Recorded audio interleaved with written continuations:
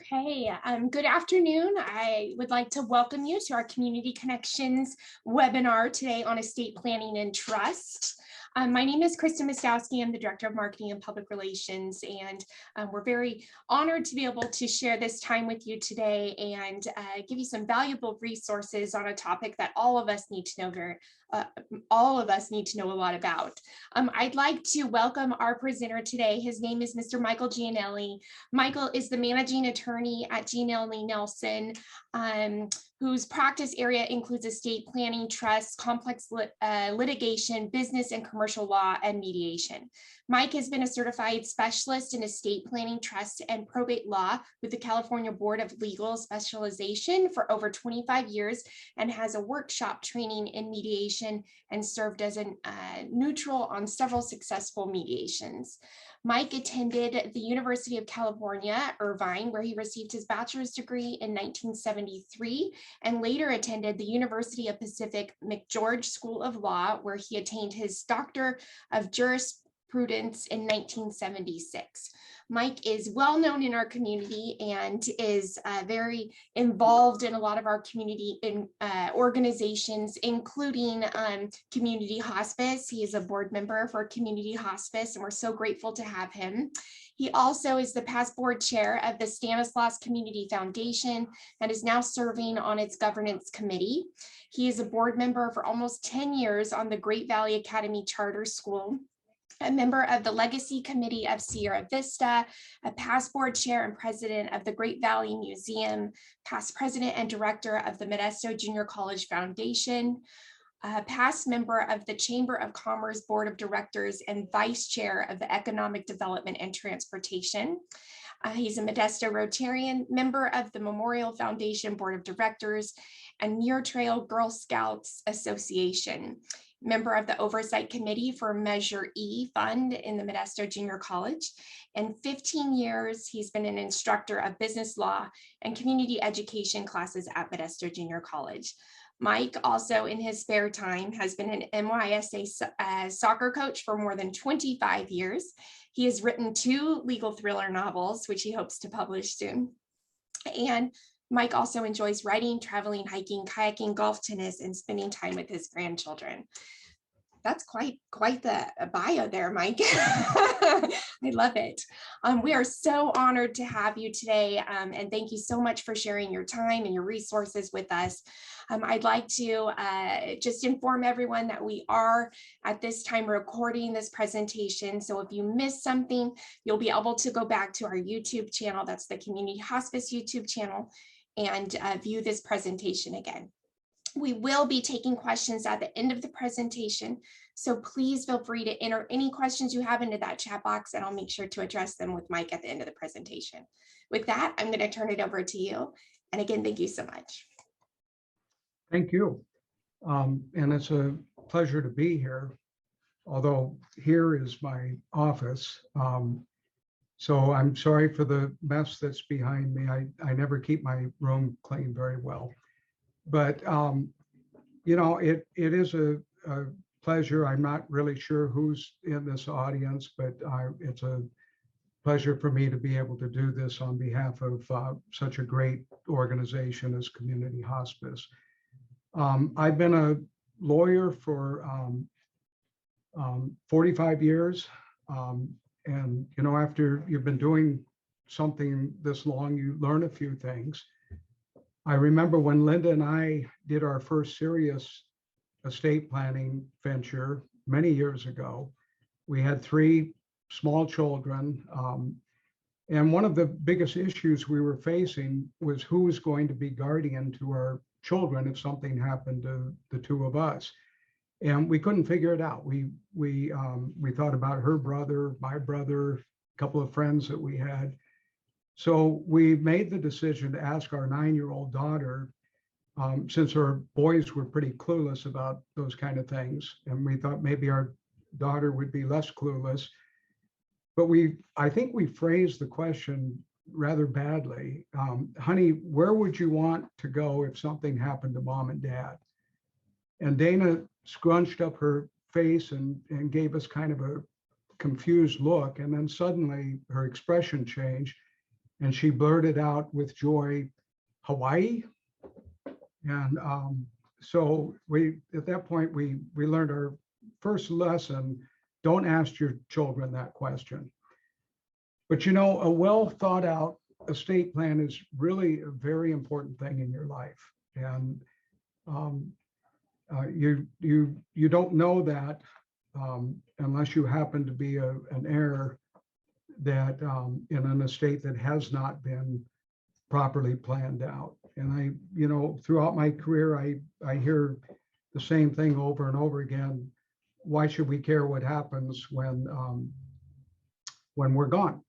But the problem is you do care. You care about the legacy that you're leaving behind. And when I think of estate planning, I think of impactful. I think of wanting to do something with what you've been able to build up in your estate to have an impact, whether it be on your family, your community, whatever it is you want to have an impact on. And I think the last thing you want to do is create turmoil and stress in your family. Well, at least for most of us, we don't want to create that. And a good estate planning, a well thought out estate plan can do so much to create that legacy for your family, to be impactful in a positive way, and to avoid turmoil, stress, and conflict. So hopefully today I can help you better understand the what's and the whys of estate planning, and what trust planning is all about. And I'm going to start with wills and probate, and we'll migrate into trusts and other estate planning devices. So we're on the first slide here. I've got a little PowerPoint presentation I'm going to walk you through.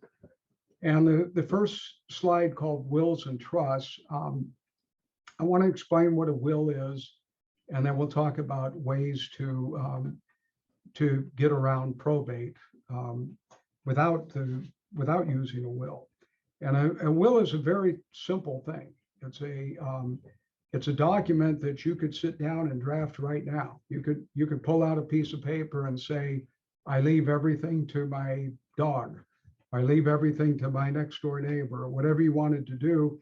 If that document was in your handwriting and you signed and dated, that's your will.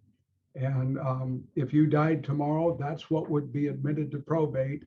And that's what would govern how your estate gets distributed. Now, unfortunately, you haven't named any executors or, well, a lot of unfortunate things, because the other thing about a will is that if your assets exceed $166,250, that's the amount this year, it changes every year, then your estate is going to have to go through a probate proceeding. And there are other ways that you can avoid probate within your estate. You can put all your property in joint tenancy, or if you're married, in community property with right of survivorship. But that has all kinds of problems, because if the surviving owner dies, then we're back into probate. We have tax problems when we hold title in joint tenancy form. We've got problems. Let's say we put property in joint tenancy with our children. We have problems that if our children get into financial trouble, that now becomes our problem. And we have to deal with it. Life estates with remainder interest. I can spend half an hour talking about the problems that come into play with that. Property passing to a spouse is not subject to probate. So as long as we know the spouse is never going to die, then that's not a problem. We talked about small estates. And then I'm going to skip over IRAs, life insurance policies, anything that has a proper beneficiary designation. And beware of doing that on your bank accounts or your brokerage accounts. And I'll explain to you why later. But that's going to create more problems than it's going to solve. And so that comes to why a trust is the best way to deal with avoiding probate. So let's go to the next slide.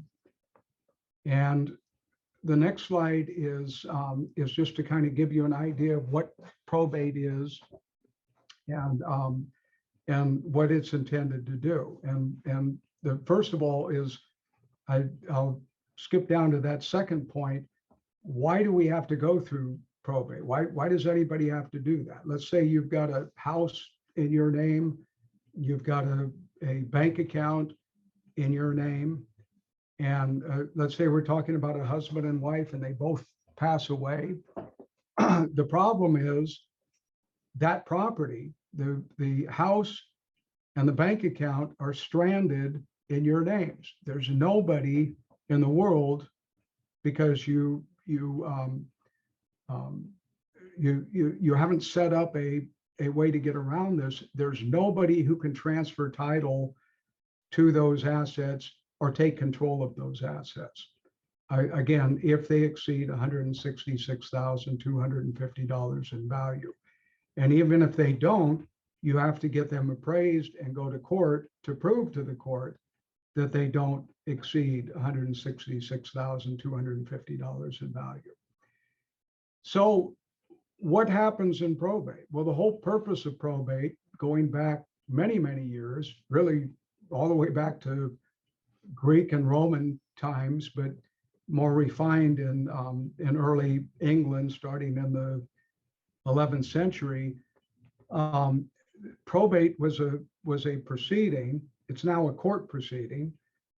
Even then it was a court proceeding, but the court was set up through the king in England. But it's a court proceeding for the primary purpose of making sure your creditors get paid. So the first thing you do, and you've all seen this in a newspaper, you have to publish a notice to creditors that they have 4 months to file claims against the estate. Now, to even get to the point of starting a probate process takes about 60 days. Lately, because of COVID, we've had, because the courts are so crowded, we've had probate proceedings that it's taken us 4 months to even get a court date, to get an executor appointed in the estate, to get things started. And up until that time, nobody has any authority over your estate. In a probate proceeding, you're required to file an accounting with the court unless that accounting is waived. You're required to get all of your assets appraised, and those appraisals have to be done by a probate referee who charges a fee for that. And by the way, there are costs for filing fees and publication fees when you start the probate proceedings, and those alone are going to be in the $1,500 range. And then you've got the probate referee, whose costs are generally 1/10 of 1% of the value of the assets that they're appraising. You also are subject to court supervision. It's not as bad as it used to be, but for instance, if you're selling a piece of property, of real estate, you have to send a notice out to all of the heirs of the estate and any other interested parties, and they have 15 days to object and to the particular sale. And if they do, then the only way you can sell the property is to go to court and get court permission. And many a buyer has been lost having to go through that process. So the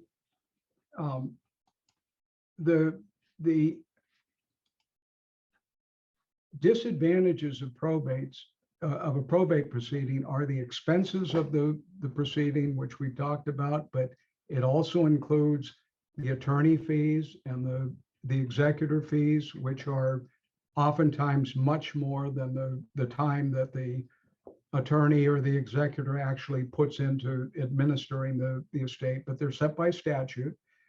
The duration of the probate proceeding, which is no less than 10 to 12 months to get through the proceeding. Like I said, some proceedings, it's taking 4 months to even start. And then you have to run the 4-month creditor claim period. And then say it takes another 4 months to close the estate. It's a lengthy process. Court supervision, we've talked about. The other thing is that it's a public proceeding. If you want to keep personal and private what your assets are, or who they're going to, or what kind of family conflicts you're having, well, it's all exposed in a probate proceeding. So let's go on to the next slide.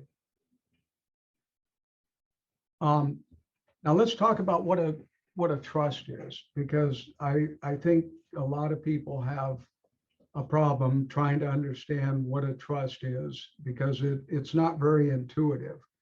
But I've always thought a good example or a good way to explain what a trust is to look at how it started.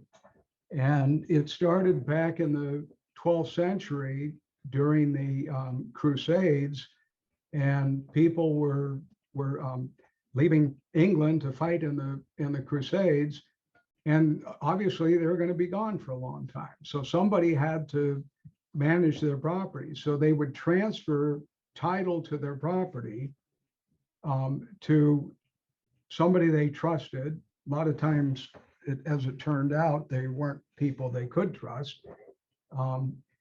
And then when they came back, if they survived the Crusades, the idea was they were to be given their property back. And so the law of trust evolved from the lawsuits that came out of those circumstances, because many of the acquaintances said, no, this is my property, and you gave it to me and you're not going to get it back.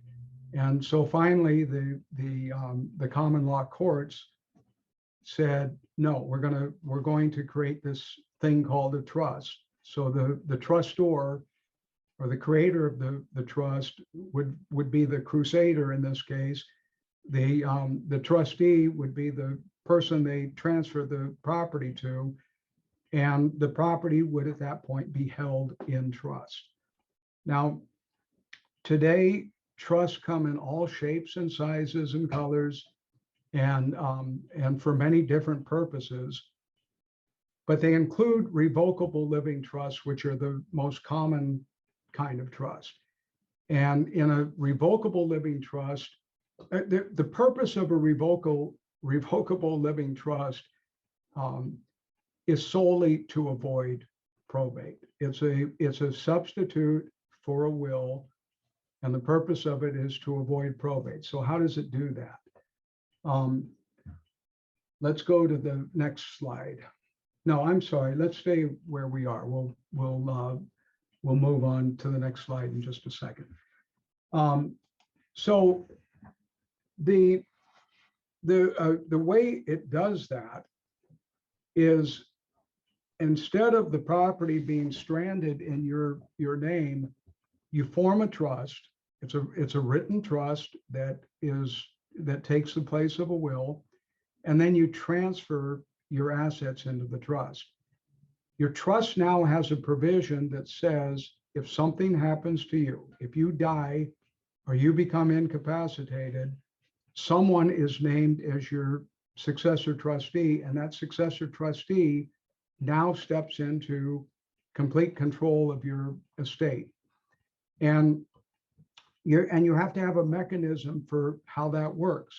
So your trust provides that on death, and so all the successor trustee has to do is produce a death certificate. On death, your successor trustee is now in charge of your estate and has the ability to transfer title to property, to control your assets, to make all the decisions that you authorize them to make in the trust, and ultimately to transfer the assets out of the trust to the beneficiaries. And if you become incapacitated, And you need a mechanism for determining incapacity. Incapacity. Typically, the mechanism that we use is to provide that if a doctor certifies in writing that you're unable to manage your affairs, then that's the triggering event. That written document is the triggering event that allows the successor trustee to come into play. So you need to trust your successor trustee. So let's go to the next slide. Okay, that one's a little hard to read. Now, a revocable living trust is a trust that can be amended or revoked by the trustors, the creators of the trust at any time. And if it's a husband and wife, they each have the right to revoke it or amend it either together or separately as to their share of the assets. And so, like I said before, title to the assets is now going to be held not by the owners, but it's going to be in the name of the trust. If conflicts, now the trust is administered completely outside of the court's jurisdiction. The court has no jurisdiction over these trusts unless someone brings a petition to bring the court into it. So let's say we have a dispute between two beneficiaries of the trust in terms of what assets they're supposed to get out of the trust. Either the beneficiaries or the trustee can petition the court, and they can set up a court proceeding that typically will take place within 60 days. And the court can resolve that issue. And unfortunately, we have way too much litigation going on, particularly in the last 5 years, for some reason, concerning trusts. And that's another reason it is so important that you set these trusts up in a mindful way. You think about what you're doing. You think about how you can do it in a way to avoid conflicts, because we're definitely living in an era right now where conflicts are running rampant in this area of the law. And I've been doing this 45 years. I've never seen it quite like this. And it really has to do with, in my opinion, in many cases, it has to do with the planning not being right in the first place. That the parents did not think about what the consequences of what they were doing would have on the children. And just to give you an example, I got involved. I do a lot of litigation in this area and have been doing a lot more in the last 5 years. But I had a family. This goes back 10 years ago. We're just getting it wrapped up right now. But it was a big ranching operation up in the Mother Lode. And there were 7 or 6 children. And the family fought for 10 years, 10 years of litigation. It eventually ended with the division of the ranch. But the whole fight occurred because mom and dad provided in the trust that this ranch is going to stay in the family as a legacy, and my kids are going to work together in operating this ranch through their generation so that it can be preserved for future generations. Well, that's fine if your children all want to do that and they all get along together. But this wasn't, nobody took the time to measure whether any of that's going to happen.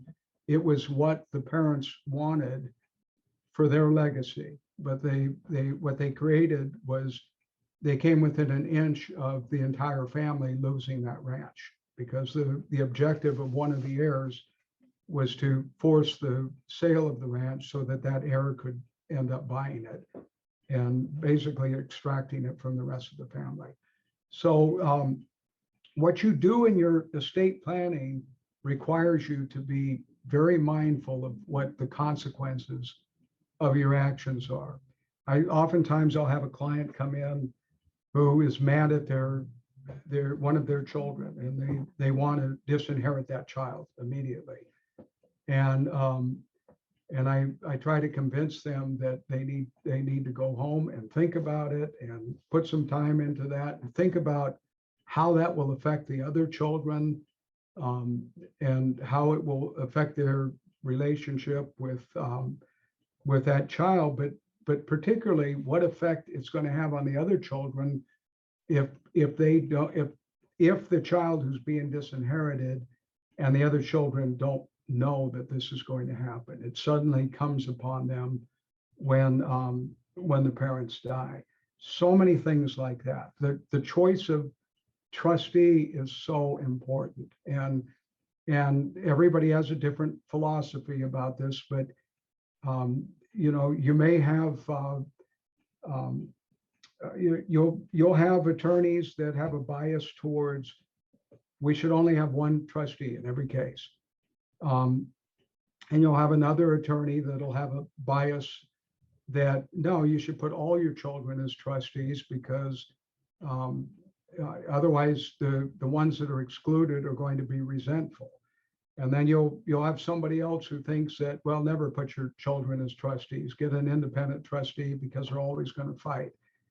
The problem is none of that is right. There is no standard here. You've got to look at it in terms of how it relates to your own family and not only your own philosophy, but you're trying to put together an estate that's going to have a positive impact on your children. So it's not just about how you feel, in my opinion, but it's looking at how this situation is going to affect your family.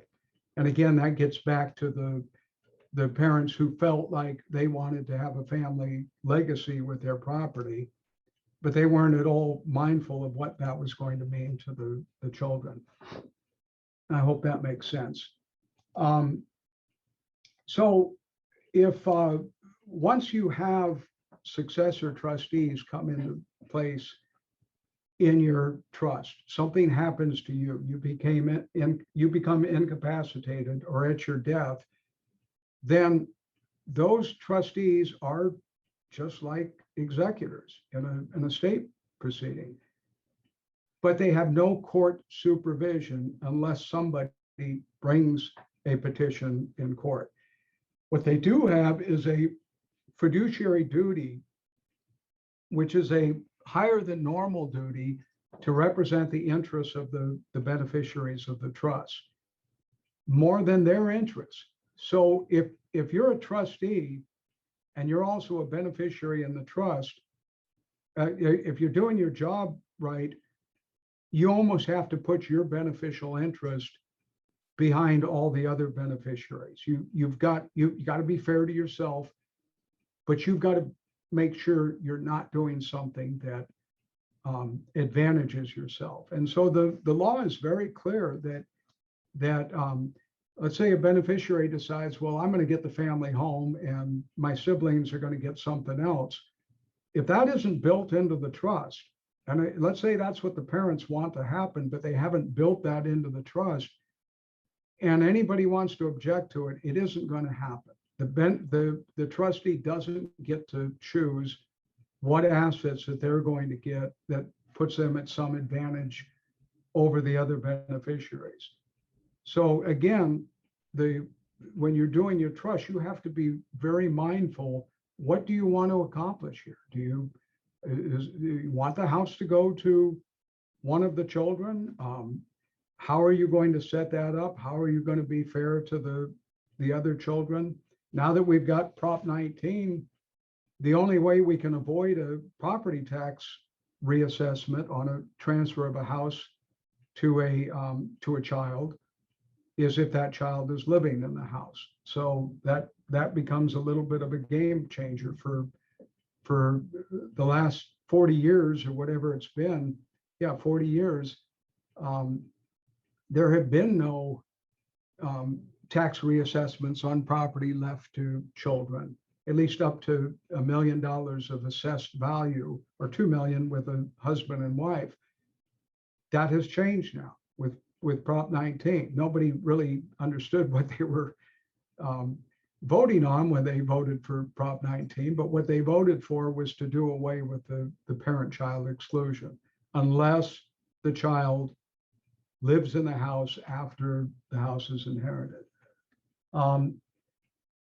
The trust, the revocable living trust can continue to be revocable for the lifetime of the surviving spouse, can continue to be changed by the surviving spouse, or it can become irrevocable if particularly in a blended family where the first spouse to die wants to protect those assets for children from a prior marriage. So that kind of gets us into another use of trust. And let's go to the next slide.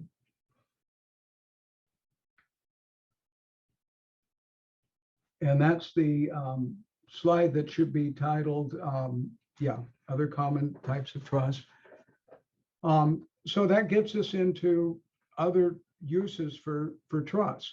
So we talked about revocable living trusts. Well, the only reason we're doing a revocable living trust is to avoid probate.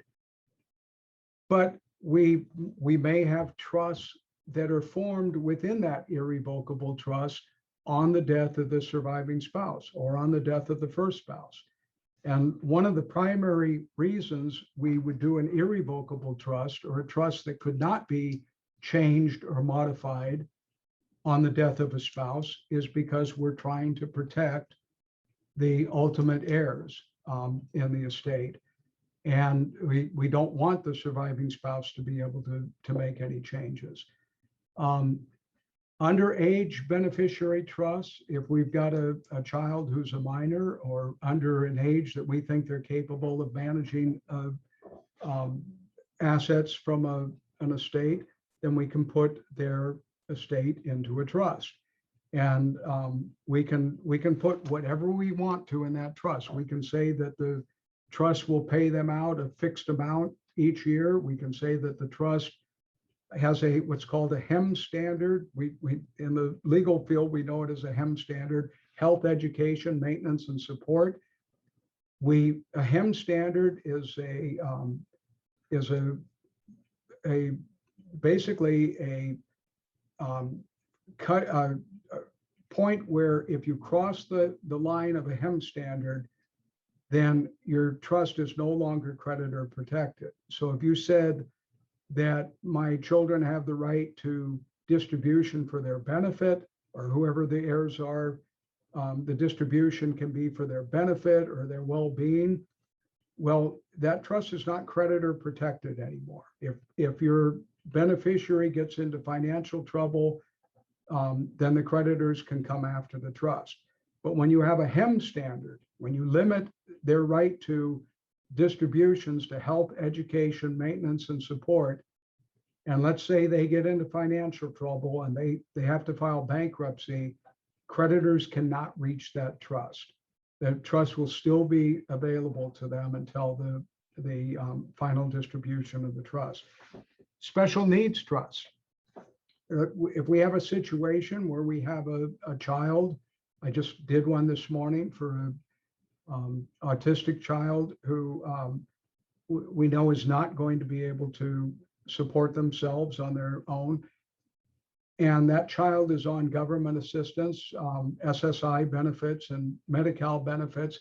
We can set up a trust that doesn't disqualify that child from those benefits, but can still provide for certain things. For instance, in this case, the child is capable of living in a house, and that trust can pay for the rent or can buy a house in the name of the trust, and that will only lower their SSI benefits by, no matter what we're paying for that house or for living in that house, it will only lower the SSI benefits by about $275 per month.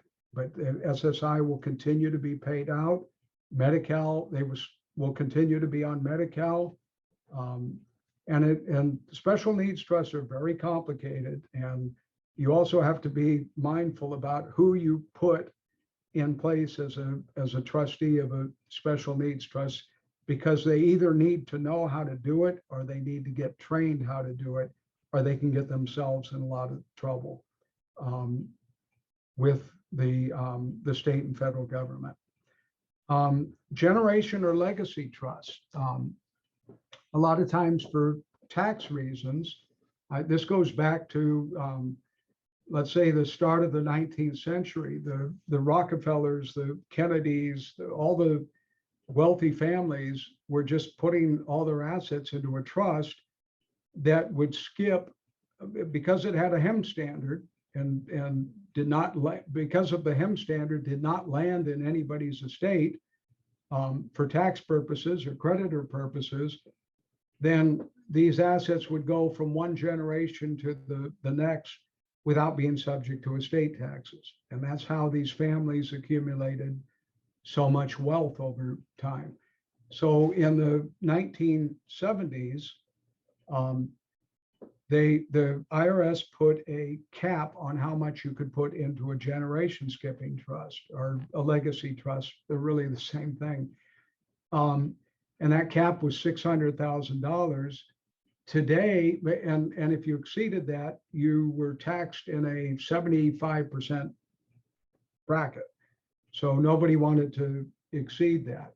Well, today, that the exemption from both estate and gift taxes and the exemption from generation skipping transfer taxes has climbed all the way up to $11.5 million per person.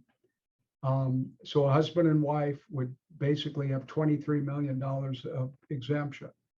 So if you wanted to give all your assets away to a legacy trust for your children, you could give $23 million of assets if you had a huge estate, and now you could get back into building up, avoiding estate taxes from one generation to the next. Although California, if you're in California, they do put a limit on how long you can generation skip.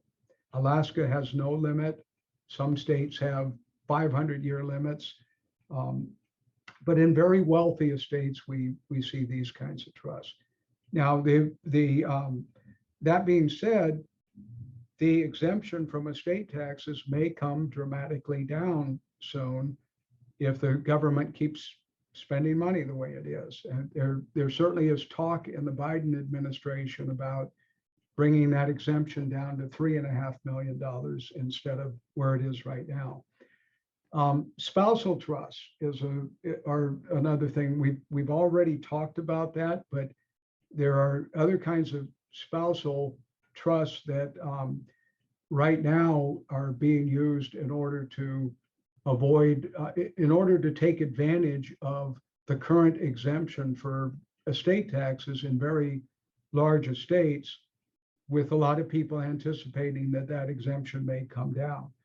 And then there's charitable trusts, and there's trusts that you can take a piece of property, you don't want to pay you want to sell the property, you don't want to pay capital gains, you want to get a fixed return, like say 5% of the principal of that to support you for the rest of your life, and then have it go to charity.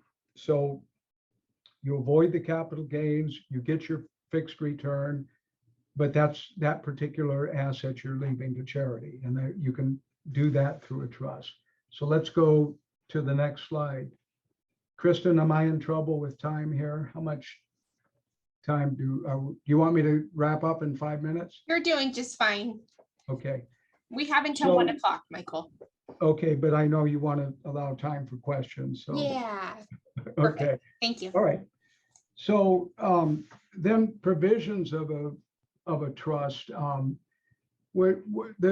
Right now, the trusts that we're preparing are embarrassingly long, and there's two reasons for that. One is my eyesight.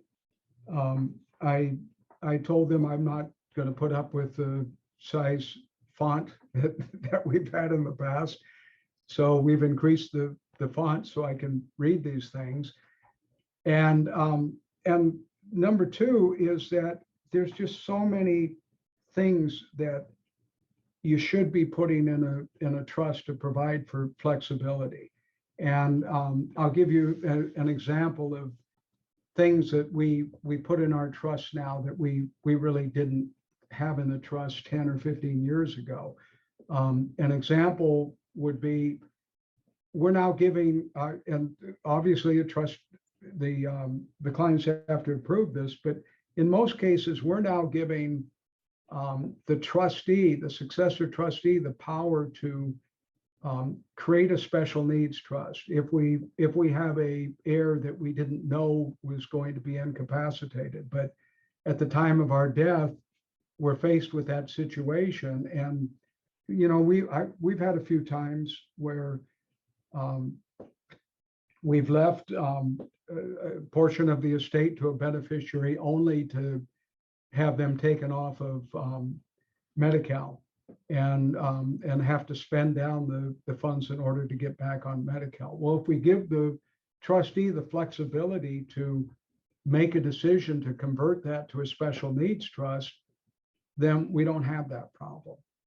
And we've done a lot more to protect the interests of the trustees. I was involved in some litigation recently that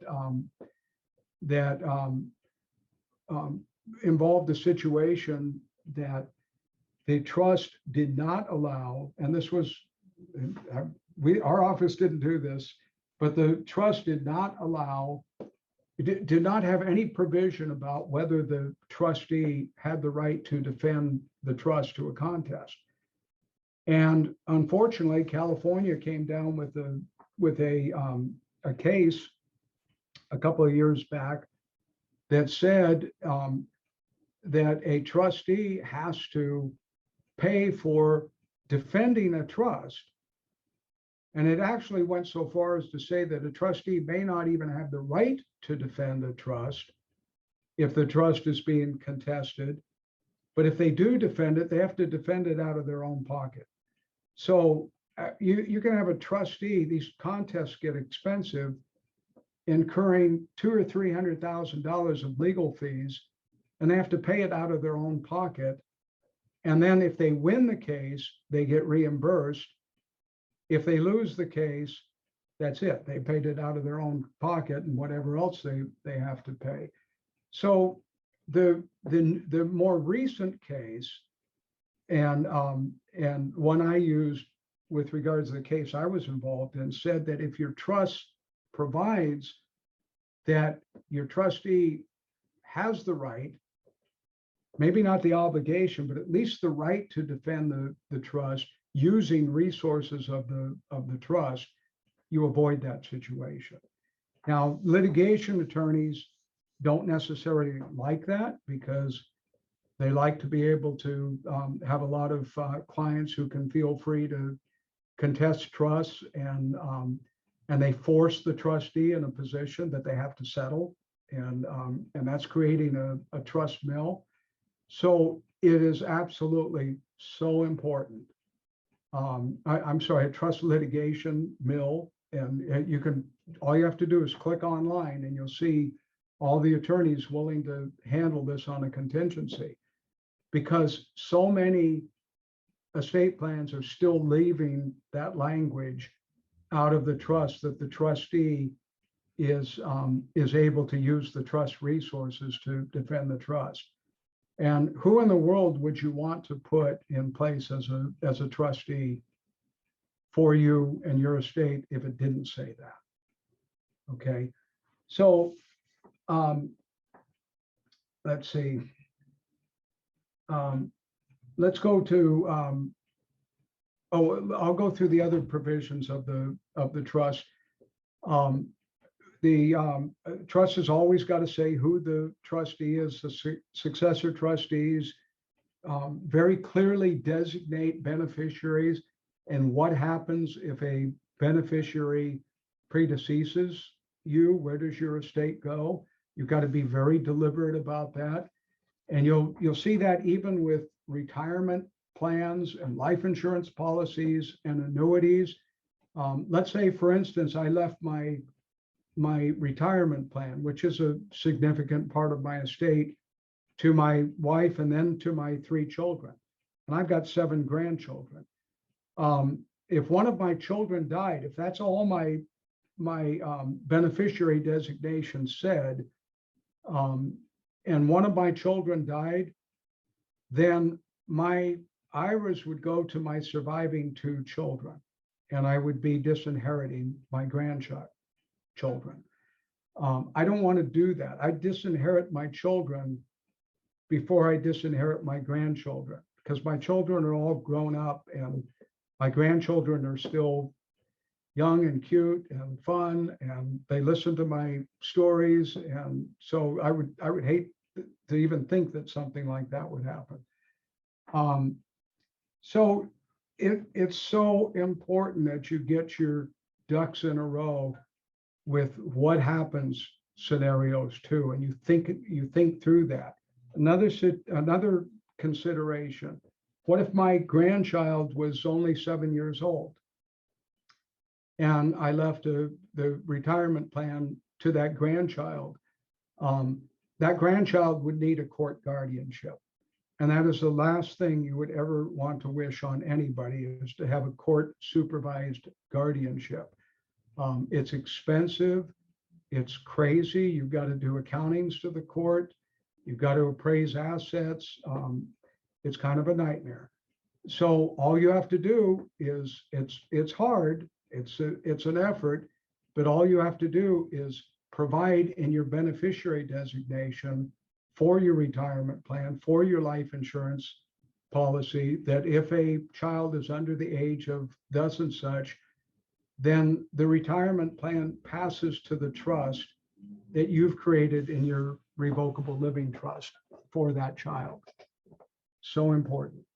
The other things that go into a trust, the powers and duties of the trustees, how the property is to be distributed. The powers and duties is important because, not that this is something that I really get involved in, but there's certain types of investment strategies, and when you're talking about stocks and investments where you're selling short or whatever it is, you can't do that according to the California Probate Code unless you have the authority to do that. And I could go on and on and on, but a lot of the language that we've added to our trust is really to deal with making sure the trustee has adequate powers. We talked about how the property will be distributed, general trust provisions. You always want to have a provision in your trust. You've heard about lottery winners, that they're getting their lottery paid out over 5 years or 10 years or whatever it is. So they want to get all their money at once, so they sell their lottery to someone else. Well, you don't want your grandchild or your child in a minor's trust to be able to assign their interest, to borrow money against their trust. It defeats the purpose of the trust, or assign their interest to someone. So you have a provision that says they can't do that. And that, without that provision, the trust wouldn't be creditor protected to begin with. And then you have provisions sometimes where you want to alter things.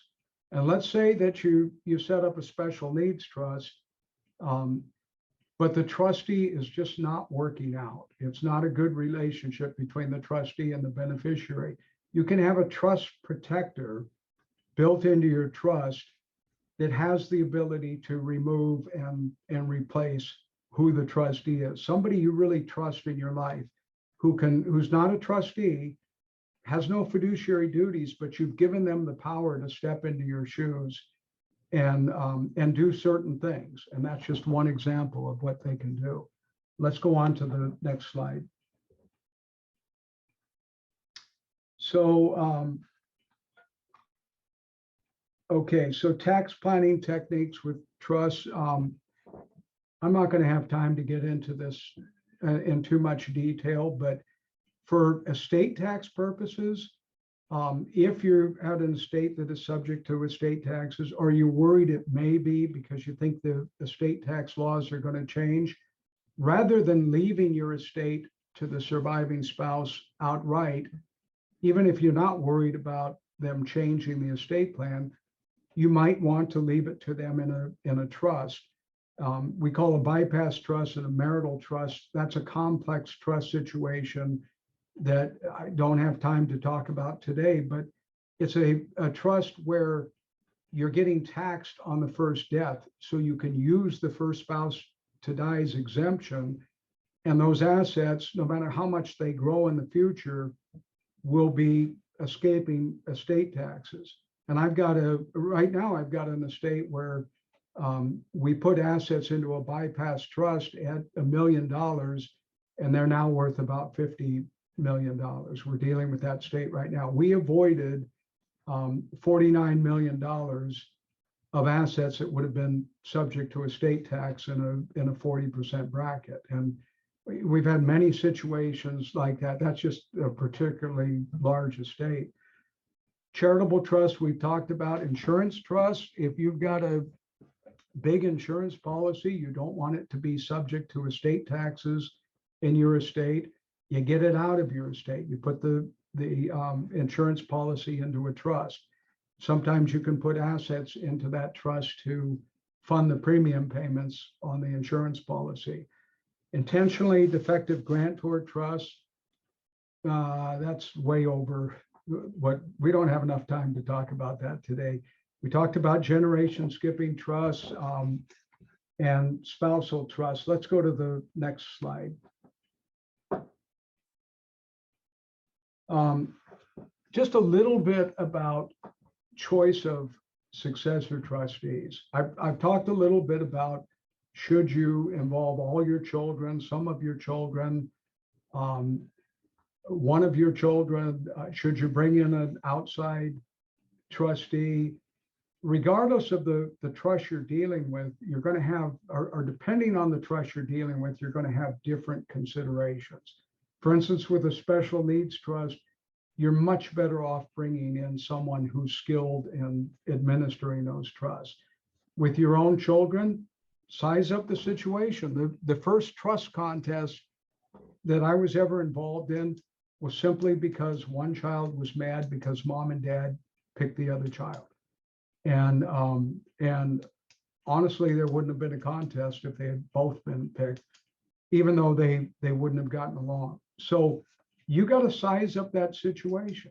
You've got to decide how you communicate with your children. It's such a mistake, in my mind, if you do decide to name one of your children as a trustee.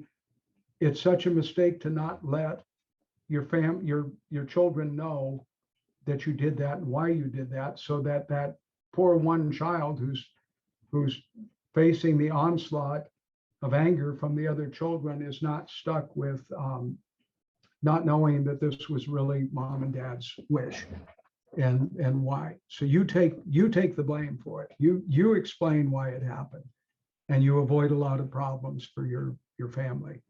Let's move to the last slide so we'll have some time for questions. Other estate planning issues. When you're doing estate planning, the rest of the estate planning team is the durable power of attorney, which just means that you're giving somebody the authority to manage your financial affairs on assets that aren't in the trust, such as IRAs, collecting your Social Security benefits, but you want all your assets to be in the trust. You want the trust to be fully funded because you want to avoid probate, but certain assets just are not part of the trust. Or the durable power of attorney can be used to transfer assets that were neglected, that weren't put into the trust, to get them into the trust. A healthcare directive, that's simply a directive to as to who you want to be the agent to make healthcare decisions for you if you can't make them for yourself. And I like to separate out a living will. When you check into a hospital, you give the healthcare directive to the hospital, but you keep the living will out of their hands.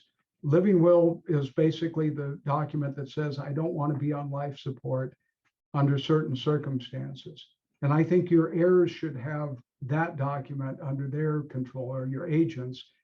And all the hospitals should have is the healthcare directive.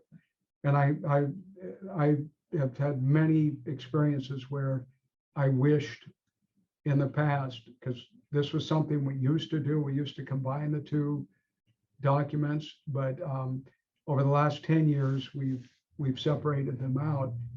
And I can say examples of when the hospital would basically take the language in the healthcare directive and say, no, dad can't stay in the hospital. He needs to get out of here because he doesn't want to be on life support. And maybe the family doesn't really feel that way. HIPAA release for medical records, pour over wills to make sure any assets that you leave out of the trust get back into the trust. And dealing with personal property issues. I'm not going to spend a lot of time on that. And then we talked about beneficiary designations. So I'm done. I've left 5 minutes for questions. Sorry I had to go through that so fast. We could probably spend hours on all these subjects, but you're probably already getting a little tired and bored. So we'll open it up for questions. Thank you so much, Michael.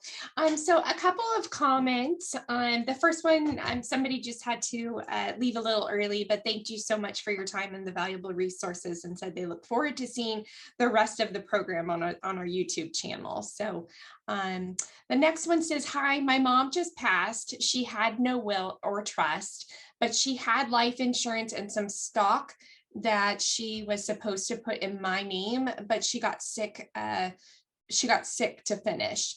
And I'm finding this out. So how do I finish putting this into my name now? Well, it depends on, assuming that the life insurance had no beneficiary designation, and assuming that the same with the stock had no, just mom's name on the stock.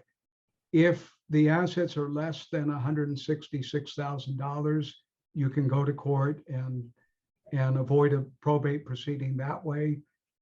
If they're more than $166,000, you have to go through probate. And if she was not the only heir or beneficiary, then those assets would have to be split with the other heirs at law, who would be the children first in a situation like that, unless there's a spouse.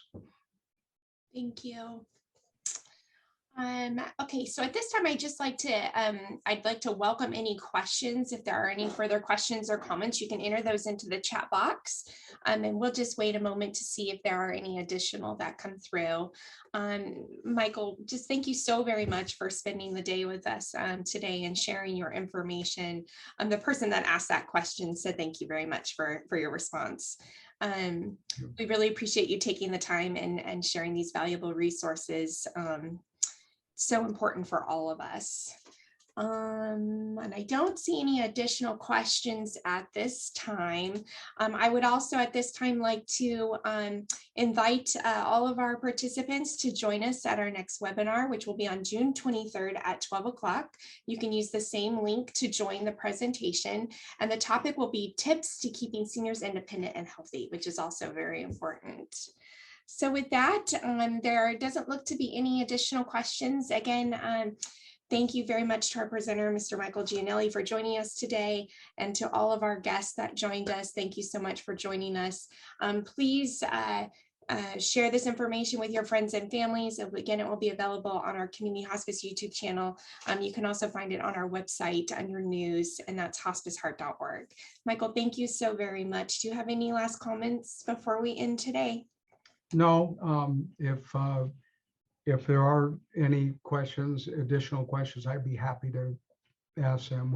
I guess we could do that through you. And but thank you for putting up with me for an hour. It was a pleasure. And Michael, would you like to give your office phone number so our participants have that as well, and I can enter that into the chat box for them? It's 209-521-6260. Okay, so I'm just adding this here for all of our participants.